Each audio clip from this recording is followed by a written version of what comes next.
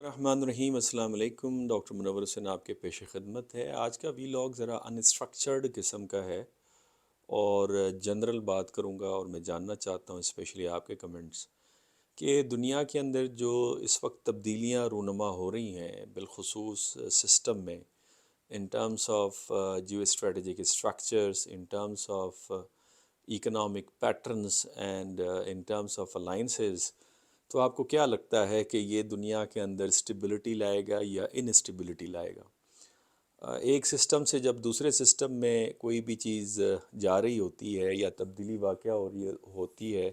تو اس کے دو ہی راستے، یا پرامن طریقے سے پاور شفٹ ہو جائے یا پھر جنگ و جدل ہو۔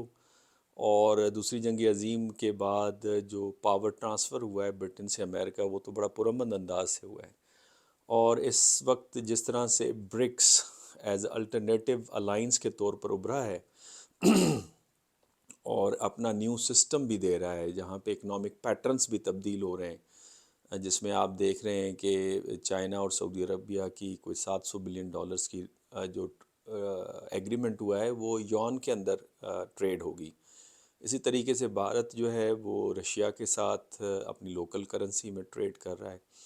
ایران جو ہے چائنا کے ساتھ وہ لوکل کرنسی کے اندر ٹریڈ کر رہا ہے۔ اور پھر اس کے علاوہ جو جیو اسٹریٹجک جو پیٹرنز ہیں یا اسٹرکچرز ہیں، وہ بھی تبدیل ہو رہے ہیں۔ ہم اب یونیپولیرٹی سے ملٹی پولیرٹی کی طرف چلے گئے ہیں، جہاں پہ رشیا کا بڑا ایکٹیو رول نظر آ رہا ہے مڈل ایسٹ کے اندر، اور جو ایئر ڈیفنس سسٹم ہے رشیا کا، وہ استعمال ہوتے ہوئے نظر آیا سیریا میں۔ چائنا کے حوالے سے اسرائیل نے بڑا دعویٰ کیا ہے کہ جو حماس سے ہتھیار ان کے پاس ہیں، وہ چائنیز ہتھیار ہیں، تو چائنا کی انوالومنٹ بھی اس لحاظ سے نظر آ رہی ہے۔ پھر اسرائیل نے سفارتی تعلقات کے حوالے سے رابطے شروع کر دیے رشیا کے ساتھ، کہ وہ ان کی مدد کریں جنگ کے حوالے سے، جنگ بندی کے حوالے سے۔ اور اب آپ دیکھیں نا، دنیا کی جیو اسٹریٹجک جب میں کہتا ہوں کہ اسٹرکچر میں تبدیلی آ رہی ہے، تو اب یوکرین کی جو بات ہے وہ ٹرکی میں ہو رہی ہے، امریکہ میں نہیں ہو رہی۔ اور مڈل ایسٹ کی بات بھی امریکہ میں نہیں ہو رہی، قطر میں ہو رہی ہے۔ اور پھر رشین انوالومنٹ اینڈ انفلوئنس آپ کو نظر آ رہا ہے، یہاں تک کہ امریکہ کا انفلوئنس اس حد تک کمپرومائز ہوا ہے کہ سعودی عرب اور یو اے ای نے جس طرح سے پیوٹن کو ویلکم کیا ہے، ہیروئک ویلکم تھا انفیکٹ، اس سے آپ کو اندازہ ہو سکتا ہے کہ جب جو بائیڈن صاحب تشریف لائے سعودی عرب کے اندر، اور پھر اسٹیٹ سیکٹری اینتھونی بلنکن تشریف لائے، معذرت، ان کو وہ ہیروئک ویلکم نہیں ملا انفیکٹ اس انداز سے، بلکہ اینتھونی بلنکن صاحب کو تو محمد بن سلمان پرنس جو ہیں، انہوں نے ساری رات انتظار کروایا اور پھر اگلے دن ان سے ملاقات کی۔ اسی طرح بنگلہ دیش کے اوپر جو امریکن کرٹیسزم نظر آ رہی ہے، جہاں پہ حسینہ واجد، جن کے تعلقات انڈیا کے ساتھ بہت بہتر ہیں، اور جنہوں نے امریکن پریشر میں جو رشین ویسلز تھیں ان کو بنگلہ دیش کے پانیوں میں آنے کی اجازت نہیں دی تھی، جو کہ نیوکلیر پلانٹس لے کے آ رہی تھیں اور ایک جوائنٹ وینچر کے لیے کام کر رہے تھے، اس حسینہ واجد پہ جب امریکن سے پریشر ڈالا کہ آپ ہیومن رائٹس وائلیشن کر رہے ہیں، اور ان کی جو ریپڈ ایکشن فورس ہے اس کے اوپر پابندیاں عائد کی، تو اسی حسینہ واجد نے رشیا جو بیٹل شپس ہیں ان کو 3 کو اجازت دی کہ پانیوں میں آئے، اور نہ فقط آئے بلکہ جوائنٹ ایکسرسائزز کی بنگلہ دیش کی نیول فورسز کے ساتھ۔ اور چونکہ حسینہ واجد جو ہیں اس وقت جس طرح کا کریک ڈاؤن کر رہی ہیں خالدہ ضیاء کی پارٹی کے اوپر، تو اسے پری پول ریگنگ بھی کہا جا رہا ہے، اور پھر انہوں نے شاید بائیک آؤٹ بھی کر دیا الیکشنز کا۔ تو اب چھوٹا ملک ایک بنگلہ دیش جو ہے، وہ بھی اگر آپ دیکھیں، معذرت، اس کا بھی ٹلٹ جو ہے وہ رشیا کی طرف اپنا شو کر رہا ہے، امریکنز کو دکھانے کے لیے کہ دیکھیں ہم اپنی پالیسی کو بیلنس کر سکتے ہیں، اگر زیادہ آپ نے پریشر ڈالا تو ہم اس پریشر کو سسٹین نہیں کریں گے۔ اور پھر بنگلہ دیش کی بہت اچھی ہے چائنا کے ساتھ، بہت سارے جوائنٹ وینچرز چائنا کے ساتھ ہو رہے ہیں، اس پہ انڈیا کو ضرور اعتراضات ہوں گے۔ اور پھر رشیا کے ساتھ بھی اس کے تعلقات اچھے ہیں، اور حسینہ معین کے تعلقات انڈیا کے ساتھ بھی بہتر ہیں۔ انڈیا میں کے اوپر بھی جب امریکنس نے نا امیدی کا اظہار کرنا شروع کیا اور واشنگٹن ڈی سی کے اندر باتیں شروع ہوئیں، تو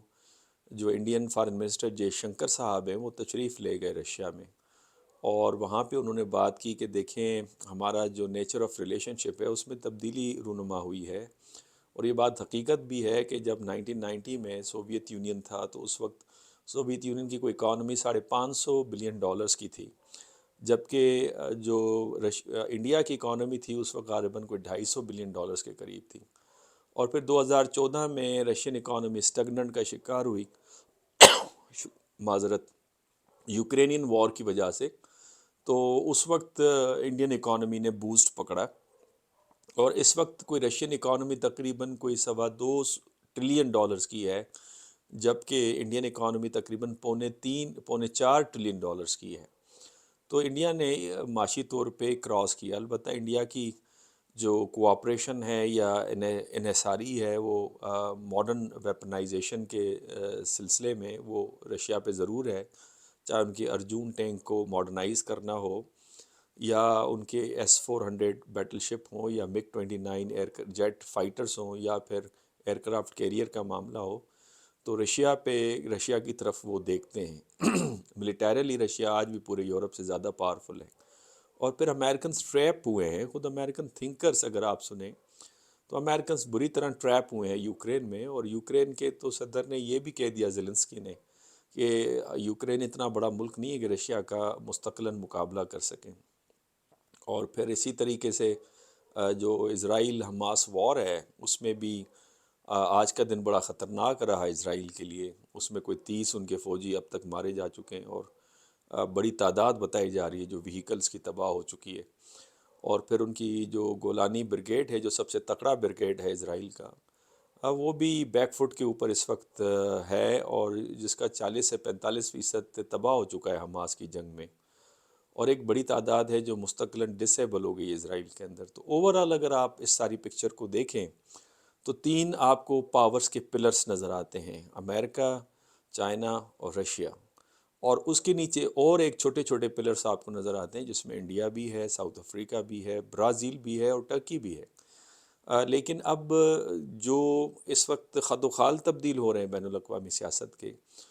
اس کے بارے میں آپ کا کیا خیال ہے؟ آپ کیا رائے رکھتے ہیں کہ جو ٹرانسفرمیشن آف پاور ہو رہی ہے ان جیو اسٹریٹجک اسٹرکچر کے اندر، ان اکنامک پیٹرنز کے اندر جس کا میں نے ذکر کیا، اور الائنسز کے اندر، وہ کیا پیسفل ہوگی؟ Alternative institutions and structure China, Russia اور برکس کے دوسرے ممالک جس میں انڈیا، ساؤتھ افریقہ، برازیل بھی شامل ہیں، اور پھر نئے ممالک جس میں ایران، سعودی عرب بھی ممبر بن گئے، اور پاکستان بھی خواہش ظاہر کر رہا ہے، کیا نیا اسٹرکچر دے پائیں گے، فائنینشیل انسٹیٹیوشنز دے پائیں گے؟ چونکہ جو FATF ہے اور IMF ہے وہ چھوٹے ممالک کو جس طرح سے مینوپولیٹ کر رہے ہیں،